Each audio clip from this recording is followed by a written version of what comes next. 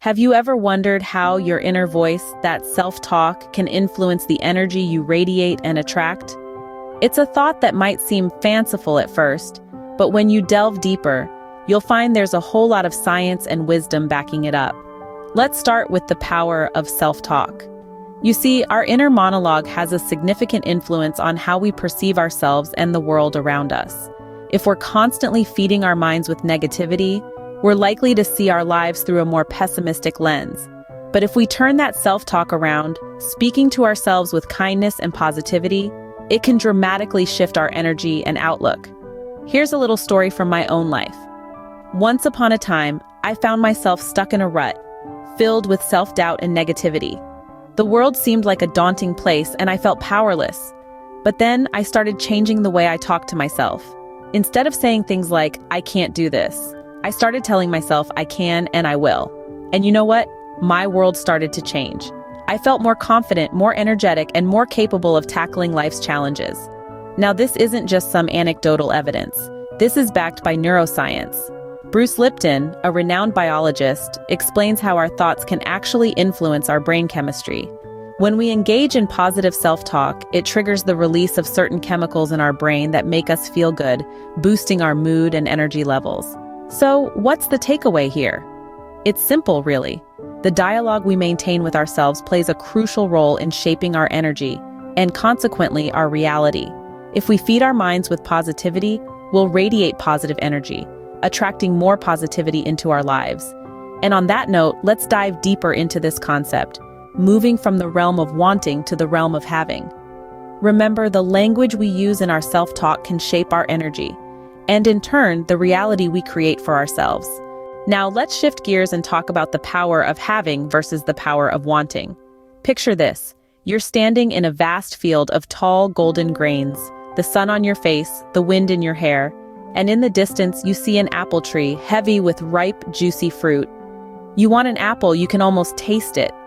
But here's the thing. That apple tree, it's in your field. Those apples, they're already yours. That's the power of having. I remember when I was just a little girl growing up on a farm in the heart of Mississippi. We had this old, gnarled apple tree out back. Each summer, it would bloom with the sweetest apples you ever did taste. But I would spend my days wanting those apples, dreaming about them instead of just reaching up and grabbing one. It wasn't until my mama said to me, "Honey, those apples are already yours. You just gotta reach out and take them." That's when I realized the power of having. Now you might be asking yourself, what's the science behind all this? Well, it's quite simple. According to the law of attraction, the energy we put out into the world is the energy we get back. So when we're constantly wanting, constantly desiring, we're sending out wanting energy. And what do we get back? More wanting. But when we shift our mindset to having, to already owning what we desire, we send out having energy. And what do we get back? That's right, more having. The key takeaway here, shift your mindset from wanting to having, and watch as the universe responds in kind. So how does this all work on a neurological level? Let's dive into the fascinating world of neuroscience. We're going to start with the work of Bruce Lipton, a renowned biologist who has greatly contributed to our understanding of the neuroscience of energy. He proposed that our thoughts and emotions can influence our energy and, in turn, attract similar energy from the universe. Imagine your brain as a complex electrical circuit, constantly buzzing with activity. Every thought, every emotion, every sensation causes a flurry of electrical impulses, which generate energy. This energy isn't just confined to your brain, it radiates outwards, creating a unique energy field around you. Now, here's where it gets interesting. Lipton suggests that this energy field can interact with the energy fields of others and the universe at large. So, when you're radiating positive energy, you're more likely to attract positivity. Conversely, if you're stuck in a cycle of negative thinking, you're likely to attract negative experiences. But there's more to it than just good vibes and bad vibes. Your brain is not just a generator of energy, it's also a sophisticated receiver. It's constantly tuning into the energy around it, picking up on the signals sent out by others and by the universe. So when you're consciously cultivating positive thoughts and emotions, You're not just creating a positive energy field around you, you're also tuning your brain to pick up on and attract more positive energy. It's a feedback loop of positivity. Now, this doesn't mean that just by thinking happy thoughts, everything will magically fall into place. Life is more complex than that, but by understanding the neuroscience of energy, you can start to shift your mindset and cultivate a more positive outlook. In the grand schemes of the universe, we're all just energy, interacting and intertwining in ways we're only just beginning to understand. But one thing is clear, your brain and your thoughts have a powerful influence on the energy you put out into the world. In essence, your brain is a powerful transmitter and receiver of energy. What you send out is what you get back. Now that we understand the power of self-talk and energy, how can we harness this knowledge for our benefit? Well, let's dive into some practical tips for cultivating positive self-talk and energy. Firstly, it's essential to practice mindfulness. Being mindful means being present and aware of your thoughts and feelings without judgment. This practice allows you to recognize negative self-talk patterns and consciously shift them into more positive ones. Think of your mind as a garden. Negative thoughts are like weeds that can overrun your beautiful blooms if not attended to. So, tend to your mind garden with mindfulness, plucking out those pesky weeds of negativity. Secondly, use intentional language. Our words are powerful tools that shape our reality. When you catch yourself using words like can't, won't, or don't, pause and rephrase. Instead of I can't do this, try I'm learning how to do this.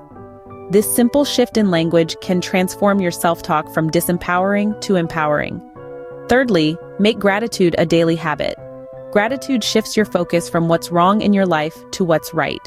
It's a powerful energy booster. Start your day by acknowledging 3 things you are grateful for. You'll be surprised at how this small practice can supercharge your energy and positivity. Fourthly, visualize success. Our brains struggle to differentiate between real and imagined experiences. So when you visualize yourself succeeding, your brain believes it's possible. Spend a few minutes each day visualizing your success. Feel the emotions associated with achieving your goals. This practice not only enhances your self-talk, but also boosts your energy levels. Lastly, surround yourself with positivity. The people we spend time with influence our energy and self-talk. Choose to be around those who uplift you, inspire you, and encourage your growth. Remember, positive self-talk and energy are like muscles. They get stronger with regular practice. It might feel awkward at first, but with time, it becomes second nature.